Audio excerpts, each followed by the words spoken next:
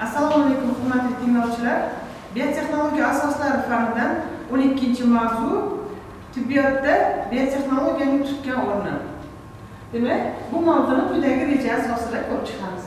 Immunologik tashxis, gormonlar ishlab chiqarish va meditsinada qo'llash, fermentlarda tibbiyotda foydalanish.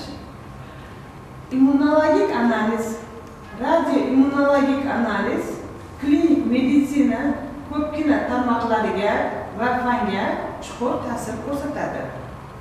Bu usul yordamida juda kam miqdordagi moddalarni radioaktiv izotop bilan nishonlangan antigenni oshib borayotgan miqdordagi nishonlanmagan, sinalayotgan yoki standart antigen bilan siqib chiqarish yo'li bilan aniqlanadi. Ayniqsa endokrinologiyada yuqori samara beradi. Chunki gormonlar miqdori ko'p emas. Shuning uchun biologik usulda uni aniqlash uzoq vaqt talab qiladi. Analiz qilinayotgan moddalar ba'zida analizdan tashqari sharoitda turg'un bo'lmaydi. Analiz qilinganda uning konsentratsiyasini oshirish zarur bo'ladi. Bundan tashqari tarkibida yot moddalar tutib, ular o'rganilayotgan gormonga o'xshash biologik aktivlikka ega bo'lishi mumkin. Masalan, insulinsimon o'sish faktorlari somatomezinlarni biologik usul yordamida aniqlash mumkin, ammo ular insulinga qarshi antizardoblar bilan aktivlanmaydi. Yomon sifatli o'smalarga tashxis qo'yish. Bir qancha o'ziga xos shish markerlari ma'lum. Ular muvaffaqiyat bilan tashxis qo'yishda va shishning tarqalishini aniqlashda, shuningdek oldindan bashorat qilishda foydalaniladi. Ulardan ayrimlari qonda topildi, boshqalarini shishlarning preparatlaridan topilmoqda. Masalan, alfa fetoprotein embrionning zardobida eng muhim oqsil hisoblanadi. Uning miqdori hayotining birinchi yili davomida kamayadi. RIA usuli yordamida plazma tarkibidagi alfa fetoprotein miqdori aniqlanganda quyidagi ma'lum bo'ldi. Demak, gepatoma, jigar saratoni va tuxumdonlar raki teratoma bilan og'rigan teri saratoni kasallarda uning miqdori oshib borar ekan. Insonning yomon sifatli melanomasi hujayrasiga antitelalar ajratilgan bo'lib, ular insonning normal teri hujayralari bilan chorrahali reaksiya bermaydi. Radioaktiv va fluorescent nishonlarni shishlarga xos antitelalarga kiritish metastazani aniqlash va davolash davomida shishlarning birlamchi baholashini imkon beradi. Demak, gormonlarni ishlab chiqarish va qo'llash an'anaviy kimyoviy o'zgarishlar bilan bir qatorda biokonversiyaning qo'llanilayotgan usullari ko'plab steroidlarni oddiy va arzon usullar bilan olish imkonini beradi. Shu tufayli deksametazon, testosteron, estradioldan bugungi kunda klinikada keng foydalaniladi. Ilgari ko'p bosqichli va qimmatli bo'lgan kimyoviy reaksiyalar orqali amalga oshiriladigan dori moddalar sintezining alohida jarayonlarda hozir mikroorganizmlardan foydalaniladi. Non-mog'ori shtammlardan biri steroid hosilasi kortizon sintezining boshlang'ich bosqichida progesteronni gidroksillashi mumkin. Demak, insulin Yevropaning 1-2% aholisi qandli diabet kasalligi bilan kasallangan. Bu kasallarning 20% insulin olmasdan yashay olmaydi. Qandli diabet kasalliklarini davolash bo'yicha birinchi tajriba ishlari 1922-yilda boshlangan bo'lib, bu gormonni hayvonlar, ya'ni qoramol yoki cho'chqalarning oshqozon osti bezidan ajratilgan. Hayvonlarning insulini aminokislotalar izchilligi bo'yicha insonlarning aminokislotalar izchilligidan bir oz farq qiladi. Ayniqsa, cho'chqa insulini inson insulini tarkibiga o'xshash bo'lib, B zanjiridagi S uchidagi treanin o'rniga alanin joylashgan. Qoramol va inson insulini esa 3 ta aminokislotalar qoldig'i bilan farq qiladi. Bu kasallarning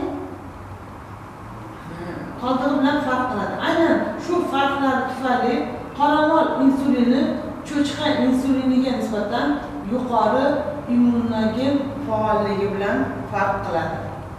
Qoramol insulini bilan davolangan barcha kasallarning qonida insulinga nisbatan antitela hosil bo'ladi. Insulinning antigenlik xususiyati uning preparati tarkibidagi yod moddalar bilan ham aniqlanadi. Aynan antitelalarning hosil bo'lishi va qoramol gormoni inyeksiyasiga ba'zi yod effektning paydo bo'lishi tushuniladi. Masalan, takror inyeksiya qilinganda teri osti yog' qatlami atrofiyasini kuzatish mumkin. Yuqori darajada tozalangan preparatlarda bunday holatlar kuzatilmaydi. Va nihoyat, gen injenerligi usullari asosida E. coli, ya'ni yashil koli bakteriyasi yordamida inson insulinini sintez qilinadi. E. coli yordamida olingan insulin insonlarda sinalgan birinchi gen injenerligi oqsili hisoblanadi. Bu insulin sog'lom odamlar bilan o'tkazilgan tajribalarda hech qanday allergik reaksiyalar bermadi. Teri tagiga yoki venaga yuborilganda qonning tarkibidagi glyukoza miqdori kamayib bordi. Bundan tashqari, klinik sinovlar o'tkazilib, metabolizmning o'zgarishi va immunologik effektlari ham o'rganilgan. Hozirgi kunda insulinni butun dunyo diabetiklari qabul qiladi. Interferonlar oqsil guruhi bo'lib, virus bilan zararlangan hujayralar moddalarini o'rganish va vaqtida topilgan. Ular boshqa hujayralarda va tizimli virusga qarshi reaksiyalarni indutsirlaydi. Bundan tashqari, interferonlar ikkita muhim xususiyatga ega. Hujayralar proliferatsiyasini to'xtatadi, ya'ni shishga qarshi ta'sir samarasiga ega va immun tizimini modullaydi. Interferonlar bir nechta guruhlarga bo'linadi. E. colida masalan leykotsitar interferonlar, fibroblast interferonlari va immun interferonlari. Yaqin kunlargacha interferonlarni kam miqdorda olish mumkin edi. Qisman tozalangan preparatlar inson leykotsitidan olingan. Hozirgi kunda insonning 514 juft nukleotiddan iborat uzunlikdagi leykotsitar interferoni sintezlangan. U plazmida tarkibida E. colida klonlangan. Shunday usulda fibroblast interferoni geni olingan. Inson interferoni genining achitqi hujayrasiga ekspressiyasiga muvaffaq bo'lingan. Interferon yordamida gepatit B, gerpesning ba'zi turlari davolangan.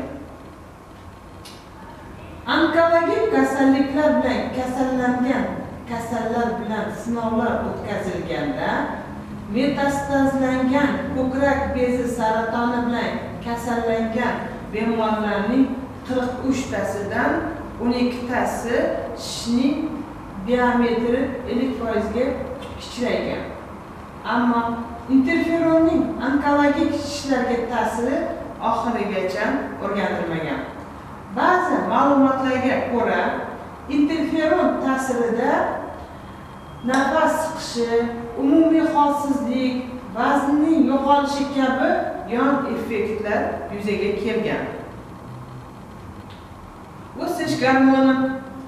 Insonlarning o'sish gormoni, ya'ni somatotropin 191 ta aminokislotalar qoldig'idan iborat va 22 molekulyar massaga 22.000 molekulyar massaga ega oqsildir.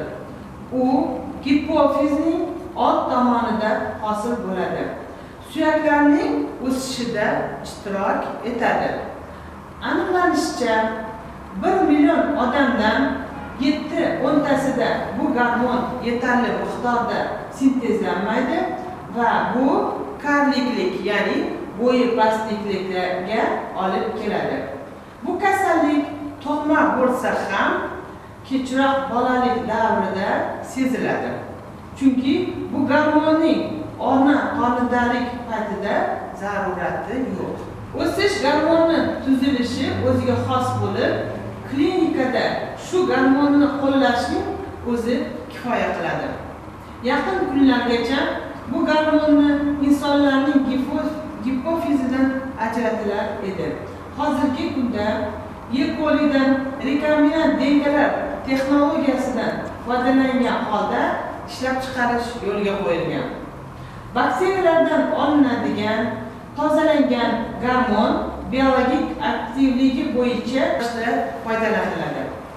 Proteolitik fermentlar tripsin, hemotripsin, subtilizin, tolasimon materialga immobilizatsiyalangan sellyuloza, poliamid tolalar kuygan joylarni, jarohatlarni, absisslarni davolashda qo'llaniladi.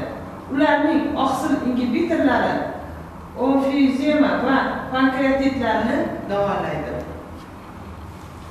Shunday qilib, xalq xo'jaligining hayot uchun muhim bo'lgan tarmoqlarida immobilizatsiyalangan fermentlardan foydalanish kundan kunga rivojlanib bormoqda. Immobilizatsiyalangan fermentlarning tanlab ta'sir qilish xususiyati ta'sir qilish samarasining davomiyligini va turg'un kimyoviy ishlab chiqarishni tubdan o'zgartirmoqda. Yangi biotexnologik jarayonlarning va terapiya usullari yaratilishiga meditsina diagnostikasini va organik sintezni takomillashtirishga yordam berish imkonini tug'dirmoqda. Xulosa qilib shuni aytish mumkinki, biotexnologiyaning so'nggi yutuqlari diagnostikaga ko'pgina og'ir kasalliklar patologiyasi asosini tushunish va davolash bo'yicha katta muvaffaqiyatga erishish yo'lida xizmat qiladi. E'tiboringiz